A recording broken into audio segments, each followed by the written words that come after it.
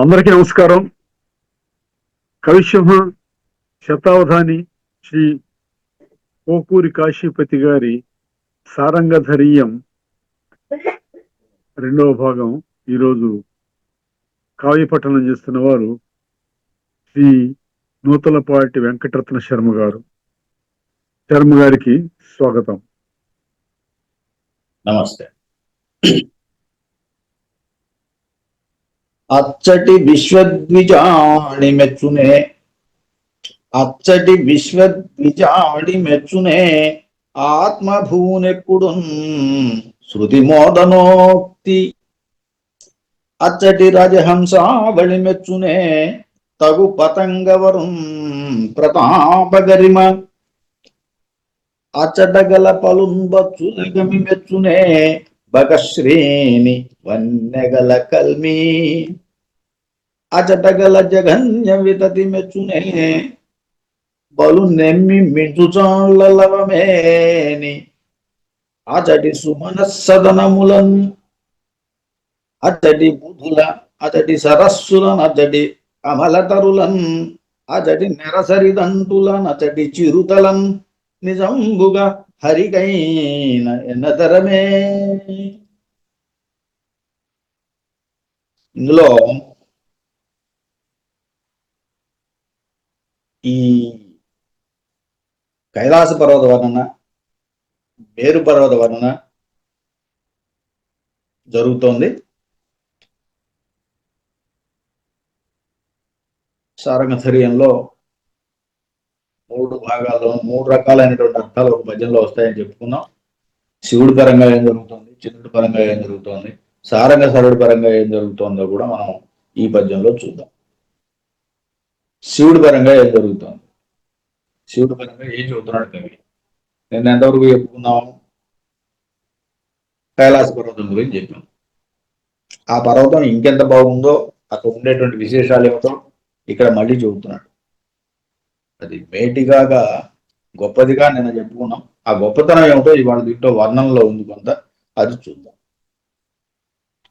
అచటి విశ్వద్విజాడి మెచ్చునే, ఆత్మభూనెప్పుడు శృతి మోదనోక్తి. అక్కడ ఉన్నటువంటి విశ్వద్విజాళి, విశ్వ అంటే సమస్తమైనటువంటి, ద్విజాళి అంటే పక్షు. ఇది గుర్తుపెట్టుకోవాల్సిన పదం. ద్విజాళి, ద్విజులు అంటే బ్రాహ్మణులు అని అర్థం ఉంది. ద్విజన్మాహ అని. అలాగే ద్విజులు అంటే పక్షులు అనే అర్థం కూడా ఉంది. ఇక్కడ పక్షులు అనే అర్థం తీసుకోవాలి. విశ్వద్విజులు అంటే సమస్తమైన పక్షులు.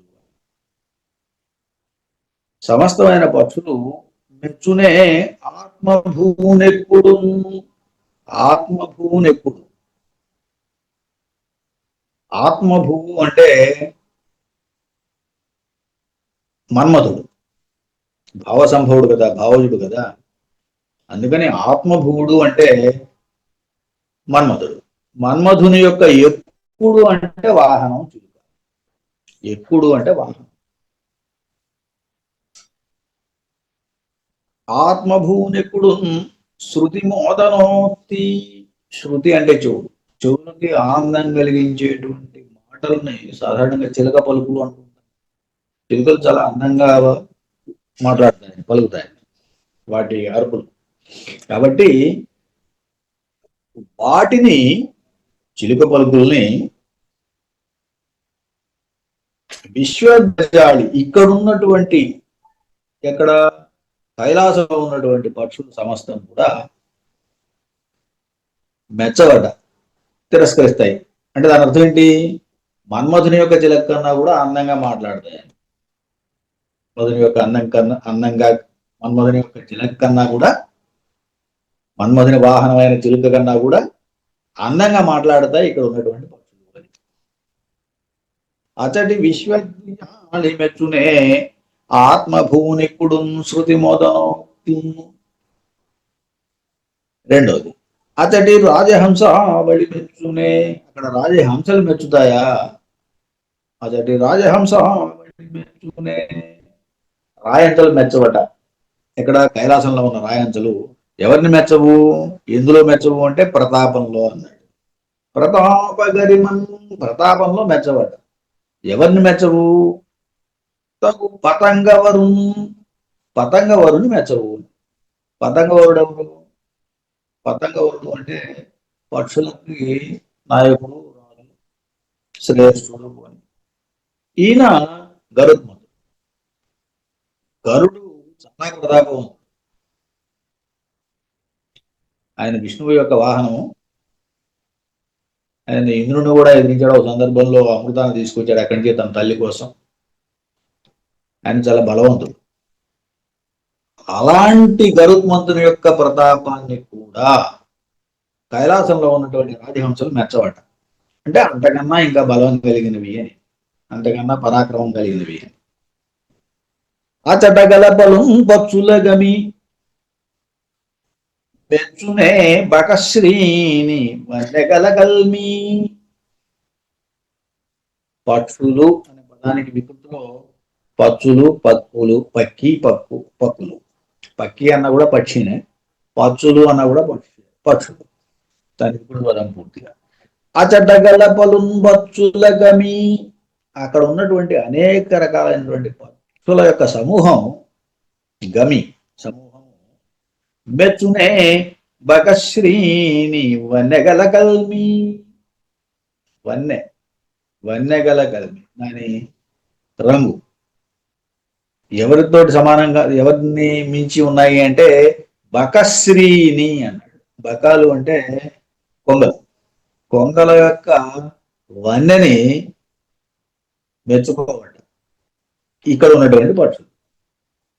అవి చాలా తెల్లగా ఉంటాయి కొంగలు, అంతకన్నా కూడా అందంగా తెల్లగా ఉంటాయట.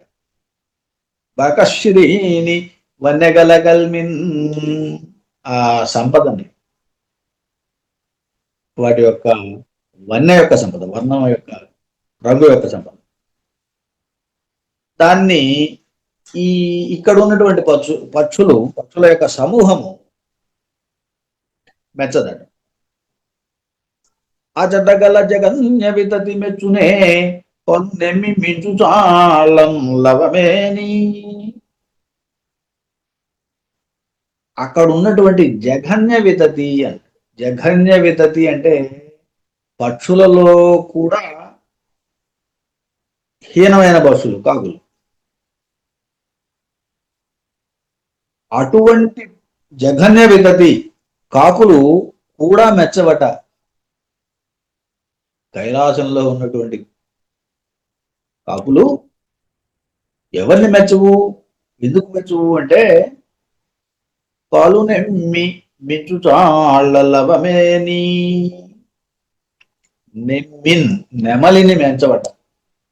నెమ్మి అంటే నెమలి, నెమలిని మెచ్చవు. ఇందులో మించు చాళ్ళం లవమేని, కొంచెం కూడా మెచ్చవు. మించు చాళ్ళు అంటే కాంతి, కాంతిలో నెమలి యొక్క ఆ కాంతిని కాకులు కూడా మెచ్చబట్ట అక్కడ. అంటే అంతకన్నా మించినటువంటి వన్యతో ఉంటాయని. అచటి సుమనస్సదనముల, అచటి బుధుల, అచటి సరసుల, అచటి అమల తరులం, అచటి నెరసరిదంటల, అచటి చిరుతలం నిజంబుగా హరిగైన నిన్నదరమే. విష్ణువు కూడా చెప్పతరం కాదట అక్కడ ఉన్నటువంటి వాటి గురించి. అవన్నీ ఒక వరుస చెప్పారు ఈయన. అచట సుమనస్సదనములు, పూ పొదరిండ్లు అని. సదనం అంటే ఇల్లు, సుమన సదనము అంటే మంచి పూల యొక్క ఇళ్ళు, పూల ఇళ్ళు అంటే పొదరిళ్ళు. అతడి సుమన సదనములన్, అతడి బూధులన్, బూధులు అంటే దేవతలు. అతడి సరస్సులన్, సరస్సులు. అతడి అమలతరులన్, అతడి నిర్మలమైనటువంటి అతడి నెరసరి దంటలం, అక్కడ ఉన్నటువంటి నెరసరి దంటలు. అతడి చిరుతలం, చిరుతలు, నిజంబుగా హరికైన నెనదరమే. వాటిని గురించి చెప్పడానికి హరికి కూడా సాధ్యం కాదు, విష్ణువు కూడా సాధ్యం కాదు. అలాంటివన్నీ అక్కడ ఉన్నాయి. పొదరిళ్ళు ఉన్నాయి, దేవతలు తిరుగాడుతూ ఉంటారు, అక్కడ సరస్సులు ఉన్నాయి, నిర్మలమైన వృక్షాలు ఉన్నాయి, అలాగే సింహాలు చిరుతలు కూడా ఉన్నాయి. వీటన్నిటిని వర్ణించడానికి హరికి కూడా సాధ్యం కాదు. ఇది కైలాస వర్ణన. కైలాస పర్వతంలో ఏమేమి ఉన్నాయని చెప్పాడు ఇక్కడ ఒక పద్యంలో చెప్పాడు. వాటిల్లో ముఖ్యంగా చిలుక పలుకల కన్నా చక్కగా పలికేటువంటి పక్షులు ఉన్నాయని, గరుత్మంతుడి కన్నా ప్రతాపాన్ని చూపించేటువంటి రాజహంసలు ఉన్నాయని, కొంగల కన్నా కాంతి కలిగినటువంటి పక్షులు ఉన్నాయని, పక్షుల సమూహం, అలాగే నెమళ్ళ కన్నా కాంతిలో మించినటువంటి కాకులు ఉన్నాయని, ఇన్ని పక్షులు ఉండి అక్కడ పొదరిల్లుండి దేవతలు తిరుగాడుతూ సరస్సులు పనివిందు చేస్తూ ఉండగా అక్కడ సింహాలు చిరుతలు లాంటివి కూడా తిరుగుతున్నాయి అని ఈ వర్ణన. ఇలా కైలాసం ఉన్నది. ఇది చంద్రుడి పరంగా కూడా ఇంతే ఉంటుంది. మేరు పర్వతంలో ఇది కైలాస పర్వతం చెప్పాం, చంద్రుడి పరంగా చెప్పినప్పుడు మేరు పర్వతం చెబుతాం. మేరు పర్వతంలో ఉన్నటువంటి పక్షులు, అలాగే అక్కడ ఉండేటువంటి రాజహంసలు, అక్కడ ఉండేటువంటి కాకులు, ఇవన్నీ కూడా ఇదే పద్ధతిలో చెప్పుకోవాలి. ఇంకా వేరే ఏమీ మార్చాల్సిన అవసరం లేదు. మేరు పర్వతానికి కైలాస పర్వతానికి వర్ణనలో సమానంగా ఉంది. అక్కడ ఎలాంటి అక్కడ కూడా బుధులంటే దేవతలనే చెప్పాలి, సరస్సులనే చెప్పాలి, చెట్లు అవతరులు అంటే వృక్షాలనే చెప్పాలి, నెరసరి దంటులు చిడుతలు అంటే సింహాలు పులులు అని చెప్పాలి. సమానము, ఏ మాత్రం తేడా లేదు. ఎక్కడ మేరు పర్వతానికి కైలాస పర్వతానికి. కైలాస పర్వతం ఏమో శివుడి పరంగా చెబుతున్నాం, మేరు పర్వతం చంద్రుడి పరంగా చెబుతున్నాం కాబట్టి ఇంతవరకు ఎలాంటి మార్పులు లేదు. ఇక మూడవది ఉన్నది. మూడవ భాగంలో మనకి సమస్య ఇక్కడ రాజమహేంద్రవరం. రాజమహేంద్రవరంలో ఉన్నటువంటి వర్ణన. ఇవి పర్వతాలు కాబట్టి వర్ణన చేశారు, అది పట్టణం. ఆ పట్టణాన్ని వర్ణించేటప్పుడు ఎలా చెప్పాలో మళ్ళీ చూద్దాం, అది మళ్ళీ సపరేట్గా చెప్పాల్సిందే. అచటి విశ్వద్విజాళి మెచ్చునే ఆత్మభూనెక్కుడు శృతి మోదనోక్తి.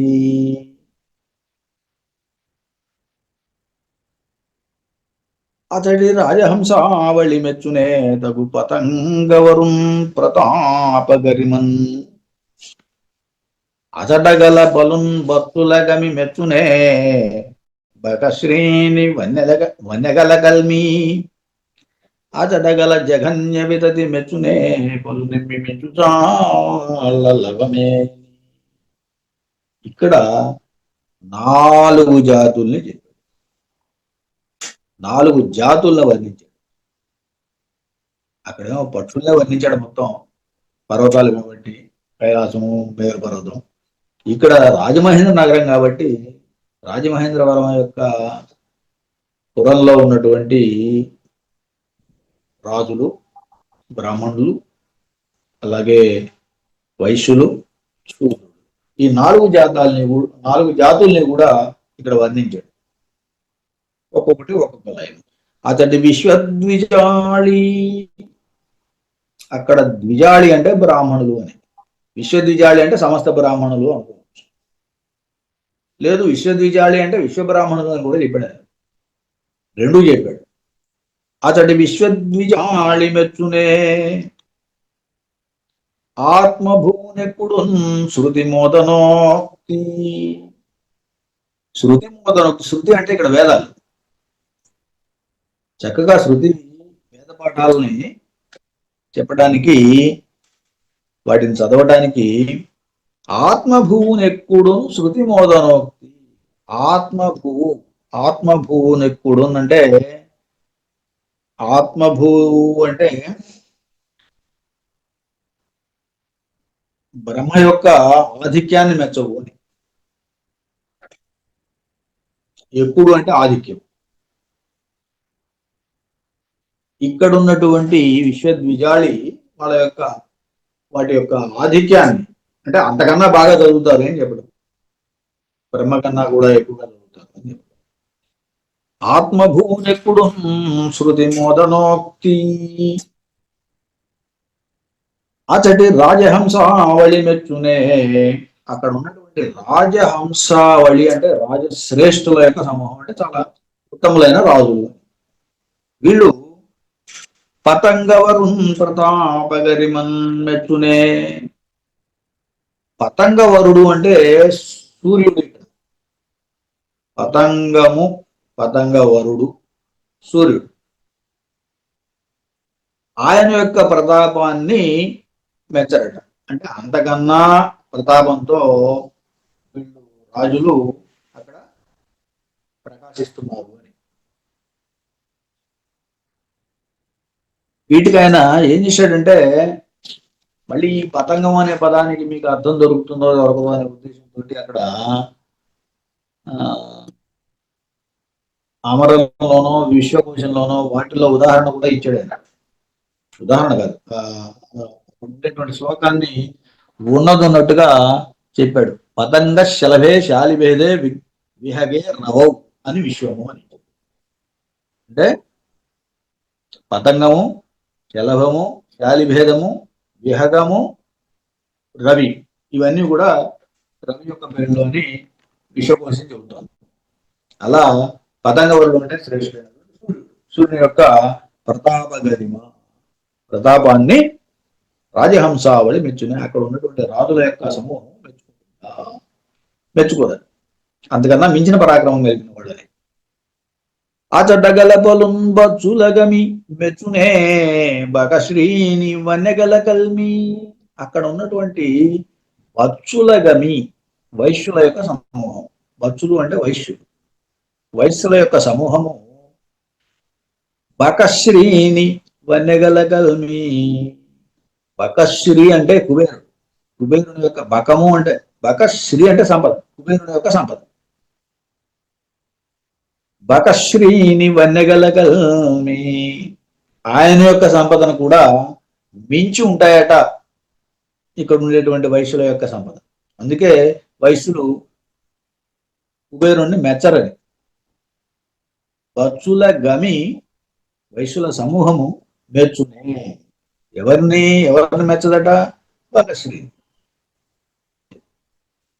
ఆచట గల జగన్య వితతి అంటే ఇక్కడ కుబేరుడు అనేటువంటి వాడు సంపదలకు అధిపతి అని. ఉత్తర దిక్కుకు అధిపతి ఆయన, దిక్పాలకుల్లో ఒకడు. సమస్త సంపదలకు ఆయనే అధిపతి అని.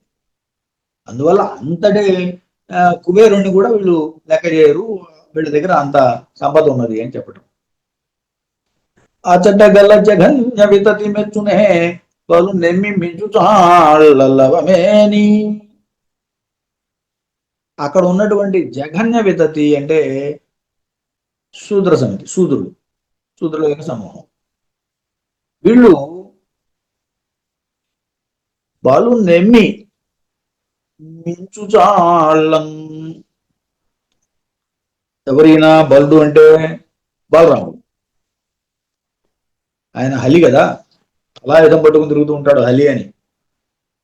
ఆయన ఈ నాగటిచాళ్ళ యందు బలరాముని కూడా మించి ఉంటారట.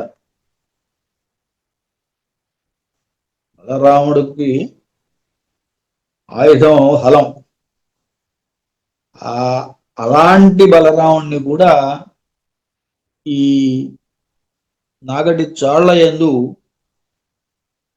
అతిశయించి ఉంటారట ఇక్కడ ఉన్నటువంటి శూద్రులు. అంటే అంత చక్కగా నేలను దున్ని సాగు చేసుకుంటారు అని.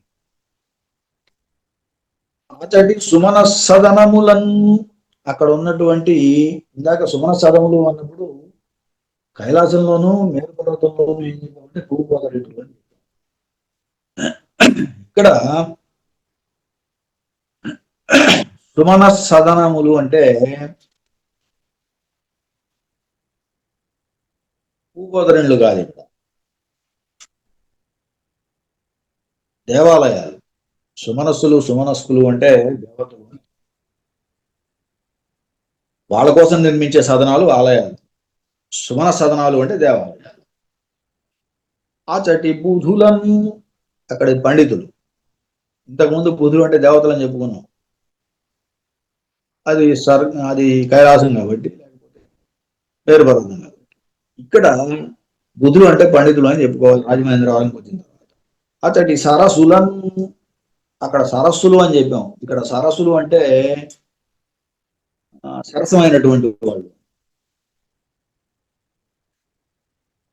అతడి అమలతరులన్, నిర్మలమైనటువంటి. అమలతరులు అంటే నిర్మలులు అని. నిర్మలులు అమలతరమైనటువంటి వాళ్ళు అంటే మిక్కిలి నిర్మలమైనటువంటి వాళ్ళు. అతడి నెరసరి దంటలను, నెరసరి దంటలు సూర్యులు, సూరాగ్రేసరులు అని అర్థం. ఇక్కడ సింహం కాదు. రాజమహేంద్రవరం పరంగా చెప్పినప్పుడు ఇక్కడ సూర్యుడు అని చెప్పాలి. అతడి చిరుతలు, చిరుతలు అంటే అక్కడ చింతపుల్లు అని చెప్పాం. ఇక్కడ చిరుతలు అనడానికి ఆ అర్థం కాదు. ఇక్కడ చిన్నపిల్లలు అని చెప్పాలి. ఎందుకంటే సామాన్య గౌంటంలో ఒక చోట శిశువును పులియును చిరుత అనగా అని ఇచ్చాడు. కాబట్టి శిశువు, చిన్నపిల్లాడిని చిరుత అంటారు. నిజంబుగా హరికైన నిన్నతరమే. వీళ్ళందరినీ కూడా, హరికి కూడా ఎన్నతరమే, సాధ్యం కాదు హరికి కూడా వీళ్ళందరి గురించి చెప్పటము. అంటే అంత గొప్పగా ఉంటాయి చెప్పడానికి ఇదిగో ఇలాంటి వర్ణం చేసి.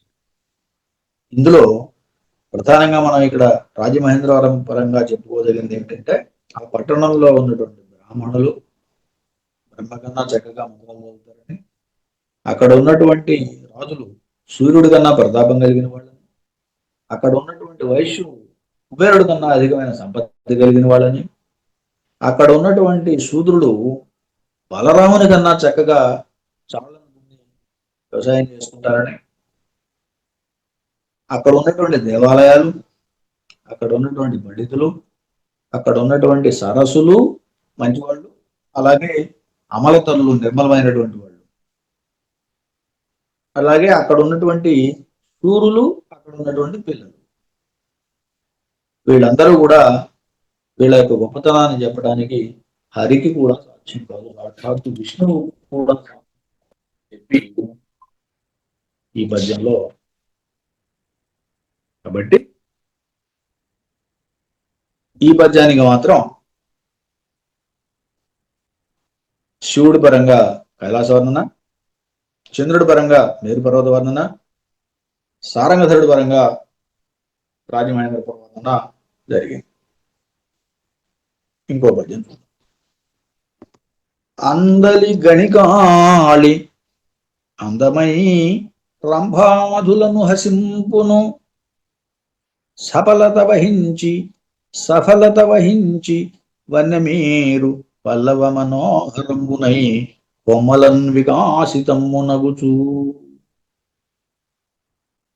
అందలి గణికాళి. గణికాళి అంటే తక్కెడ చెట్ల యొక్క సమూహం. తక్కెడ చెట్లట ఇవి. అందలి అంటే కైలాసం నందు అని శివుడు పరంగా చెప్పుకున్నాం. అందలి గణికాళి, ఆ తక్కెడ చెట్లు అందమై రంభాదులను హసింపును. రంభాదులు అంటే రంభ అంటే అరటి చెట్టు. రంభాదులను హసించును, ఎగతాళి చేస్తాడు. ఏ విషయంలో ఎగతాళి చేస్తుందో తర్వాత చెప్పాడు. సఫలత వహించి వన్నమీరు పల్లవ మనోహరంబునై కొమ్మలన్ వికాసితమ్మునగుచు. తక్కడ చెట్లు అరటి చెట్లను హసించును, గేలి చేయును, ఎగతాళి చేయును. ఎలా, ఎందుకు అంటే సఫలత వహించి అంటే ఫలం. అరటి చెట్లు సాధారణంగానే ఫలత్వం పొందటం, ఫల సమేతం కావడం, గెలలు, అరటిపళ్ళు. అలాగే వన్నమీరు పల్లవ మనోహరమునై చక్కని చిగుళ్ళు, పల్లవాలు అంటే చిగుళ్ళు అనమాట, చిగురు టాకుల చేత దాంతో మనోహరం మనోజ్ఞంగా ఉంటాయని. లేత అరిటాకులు చాలా మృదువుగా చక్కగా ఉంటాయి, మనోహరంగా కూడా ఉంటాయని. అలాంటి వాటిని కూడా ఈ తక్కెడి చెట్టు అధిగమించింది అని. ఎందుకంటే అరటి చెట్టును అపహసిస్తుంది తక్కెడి చెట్టు అని చెబుతున్నాడు ఈయన. ఆ అరటి చెట్టుకు ఉన్నటువంటి అన్ని ఏమున్నాయి, ఫలాలు ఉన్నాయి అంటే అంతకన్నా మించిన ఫలాలు ఉండాలి ఆ తక్కెడి చెట్టుకి. అలాగే ఇక్కడ చిగురుటాకులు, అందమైనటువంటి చిగురుటాకులు, మనోహరమైనటువంటి చిగురుటాకులు ఉన్నాయన్నాడు, అంతకన్నా మించి ఉండాలి ఆ తక్కెడి చెట్టుకి. కొమ్మలం విశేషం ఏమిటి, దీనికి 4 ఆకులు ఉంటాయి లేకపోతే 10 ఆకులు ఉంటాయి, దానికి అట్లా కాదు కదా, కొమ్మలు విరదిమ్మి ఉంటాయి. కొమ్మలం వికాసితము నగుచు, ఆ రకంగా ప్రకాశిస్తూ ఉంటుంది, వికసిస్తూ ఉంటుంది అని చెప్తున్నాడు. సొంపు మీరు వన్నె మీరు సొంపు మీరు తగ్గించును అని. ఇలా అక్కడ ఉన్నటువంటి గణికాళి, ఒక పదం చాలు, గణికాళి అంటే గణిక, గణికాళి సమూహము, ఆళి అంటే, అళి అంటే సమూహం, గణికాళి అక్కడ ఉన్నటువంటి తక్కెడి చెట్ల సమూహం అందమై రంభాదులను హసింపును. రంభాదులు అంటే అరటి చెట్లు. దానికి కూడా విశ్వంలో ఉదాహరణ రంభ కదలి అప్సరం, రంభ కదలి అప్సరో అని విశ్వం. ఇది విశ్వకోశంలో చెప్పిన మాట. కదలి వృక్షం కానీ ఇలాగే మనం రంభ వృక్షం కానీ ఇలా చెప్తారు. సరే, అందమై రంభాదులను హసింపును, సఫలత వహించి, సఫలత వహించి ఫలత్వం ఉంది అంటే పళ్ళని ఇచ్చి, వన్నె మీరును అందగిస్తుంది, సొంపు మీరును అని. పల్లవ మనోహరమునై, పల్లవ మనోహరం, పల్లవము అంటే చిగురుటాకుల చేత మనోహరము మనోజ్ఞమైనది అని. కొమ్మలం మనోజ్ఞమైనటువంటి కొమ్మలం శాఖల చేత వికసితమగును, వికాసితము నవ్వుతాం, కొమ్మలతో కూడా ప్రకాశిస్తూ అందగించింది. దేనికన్నా ఇది ఎక్కువ, రంభాదుల కన్నా, అరటి చెట్టు కన్నా తక్కెడ చెట్లు అని. ఇది కైలాస పర్వతం శివుణ్ణి సంబంధించింది. అలాగే వీరికి కూడా చంద్రుడు పరంగా కూడా మేరు పర్వతంలో కూడా అందలి అన్నప్పుడు మనం ఇక్కడ మొదట్లో కైలాసం అన్నాం, ఇక్కడ మేరు పర్వతం అని చెబుతాం. ఇక్కడ కూడా ఇదే తక్కెడి చెట్ల సమస్య. తక్కెడి చెట్లు అరటి చెట్ల కన్నా చాలా అందంగా ఉన్నాయి కాబట్టి చంద్రుడి పరంగా కూడా పెద్దగా భేదం ఏమి లేదు.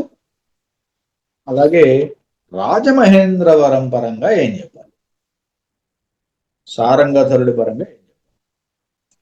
సారంగధరుడి పరంగా రాజమహేంద్రంలో ఉన్నటువంటి అని చెప్పాలి. అందలి అంటే అందలి, రాజమహేంద్రపురం అందలి గణికాళి, గణికాళి అంటే వేశ్యల యొక్క సమూహం, గణికులు అంటే వేశ్య, గణికాళి అంటే అక్కడ ఉన్నటువంటి వేశ్యలు అని. వీళ్ళు అందమై రంభాదులను హసింపును, రంభ మొదలైనటువంటి అప్సరాంగనలు ఉన్నారు కదా, అప్సర స్త్రీలు రంభ, ఊర్వశి, మేనక, అలాంటి అప్సర స్త్రీలను కూడా వీళ్ళు హసించును, అందంలో ఎగతాళి చేస్తారు, అంత అందంగా ఉంటారు అని చెప్పడం. ఎలా ఎలా అనే దానికి ముందేమో విషయం చెప్పాడు, దాన్ని సమర్థిస్తూ తర్వాత వెనకాల విషయం చెబుతున్నాడు. గణికాదులు, గణికాలు అంటే వేశ్యలు రంభాదులను అపహసిస్తారని చెబుతూ ఏ విషయాల్లో అని చెప్పాడంటే ఇక్కడ మళ్ళీ సఫలత వహించి, సఫలత్వం పొందటం, వన్నెమీరు పల్లవ మనోహరమునై, పల్లవము అంటే ఇక్కడ విటులు అని అర్థం, విటులకు మనోహరం కలిగిస్తూ, మనోజ్ఞత కలిగిస్తూ, కొమ్మలన్ ఇక్కడ కొమ్మ అంటే స్త్రీలు అని అర్థం. రామ, కొమ్మ, బ్రహ్మ, ఇలా స్త్రీకి చాలా అర్థాలు ఉన్నాయి, చాలా పదాలు ఉన్నాయి సమానార్థకాలు. ఈ కొమ్మ అంటే ఇక్కడ స్త్రీలు అని. స్త్రీలలో ప్రకాశిస్తున్నారట ఈ గణితం. కొమ్మలను వికసితములకు స్త్రీల యందు ప్రకాశిస్తూ ఇక్కడ వేశ్యలు ఉన్నారు. పైగా వీటులకు మనోహరం కలిగిస్తూ కూడా, మనోజ్ఞత కలిగిస్తూ కూడా, మనోజ్ఞమైన ఇలా ఇక్కడ ఉన్నటువంటి వేషాలు ఉన్నారు. అక్కడేమో చెట్లే చెప్పాడు. ఏం చెప్పాడు అక్కడ? తక్కడి చెట్టుని చెప్పాడు రెండు సందర్భాల్లో కూడా, శివుడు పరంగా కానీ చంద్రుడు పరంగా కానీ. అక్కడ ఉన్నటువంటి తక్కడి చెట్టు అరటి చెట్ల కన్నా చాలా గొప్పగా ఉన్నాయి అని చెప్పాడు. ఇక్కడ రాజమహేంద్రవరంపురంగా ఆలోచించినప్పుడు అక్కడ ఉన్నటువంటి వేషలు రంభాది అప్సరసులను కూడా మించి ఉన్నారు అని చెప్పి, అలాగే అక్కడ ఉన్నటువంటి విటునులకి మనోహరం కలిగిస్తున్నారు, అలాగే అక్కడ ఉన్న స్త్రీలను విశేషంగా ప్రకాశిస్తున్నారు. ఇది వర్ణం. స్వస్తి.